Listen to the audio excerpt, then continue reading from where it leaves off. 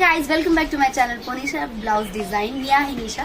सर्वप्रथम तुम्हा सगळ्यांना मानाचा जय भीम. आता येणारच आहे 14 एप्रिल. त्याच्यासाठी मी तुमच्यासाठी जो आहे स्पेशल एपिसोड घेऊन येणार आहे. ब्लॉग डेलीचे आम्ही कशी तयारी करणार आहोत, काय आउटफिट रेडी करणार आहोत, तर त्याचे सगळे छोटे छोटे पार्ट्स मी तुमच्याशी शेअर करेन.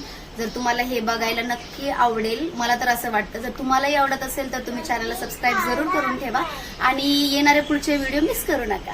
चला तर तुम्हाला मी दाखवते आम्ही काल काय काय शॉपिंग केली आहे. याच्यातच नाही एवढा टाइम पण नाही. फ्रेंड्स, आम्ही आणले आहे ह्यावेळेस आम्ही काष्टा, गेल्या वर्षी आम्ही नऊवारी काष्टा व्हाईट मध्ये स्टिच केला होता.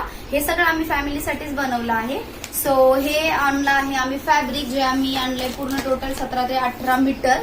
याचं आम्ही बनवणार आहोत जे ट्रेंडिंग आहे काष्टा साडी. आमच्या तिघ्या बहिणींसाठी आम्ही हे बनवणार आहोत. जर तुम्हाला व्हिडिओज वगैरे हवे असतील तर तुम्ही कमेंटमध्ये नक्की सांगा. आम्ही तो तुम्हाला प्रोव्हाइड करण्याचा नक्कीच प्रयत्न करू. कशी आम्ही याची स्टिचिंग वगैरे आहे त्याचे पण व्हिडिओ नक्की अपलोड करू. याच्यावरती आम्ही कॉन्ट्रास्टने ब्लाऊज बनवणार आहोत. खूप साऱ्या लेसेस आणल्यात आम्ही. मार्केटचे व्हिडिओ पण काही मी घेतले, ते पण मी तुमच्याशी शेअर करेल. याची प्राइस वगैरे जे आहे मी डिस्क्रिप्शन मध्ये नक्की तुम्हाला देईन, जेणेकरून तुम्हाला त्याचं हेल्प होईल. आणि ही जी साडी आहे ही आम्ही ऑनलाईन ऑर्डर केली होती. ही आमच्या मम्मीसाठी आम्ही बनवणार आहोत.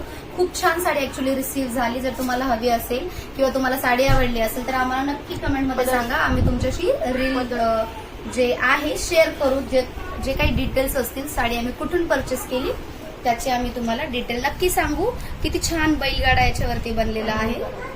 माहिती पाहिजे सो जर याची माहिती पाहिजे असेल तर कमेंटमध्ये नक्की सांगा. आणि आम्ही हे काही नेटचं फॅब्रिक परचेस केलंय. हे आम्ही आमच्या ज्या छोट्या मुली आहेत त्यांच्यासाठी नेटवाले जे आता ट्रेंडिंग मध्ये चालू आहे साडी नऊवारी काष्टा बनवणार आहोत. सो तुम्हाला हा व्हिडिओ कसा वाटला? सो फ्रेंड्स, वाट बघा नेक्स्ट पार्टची. Stay tune.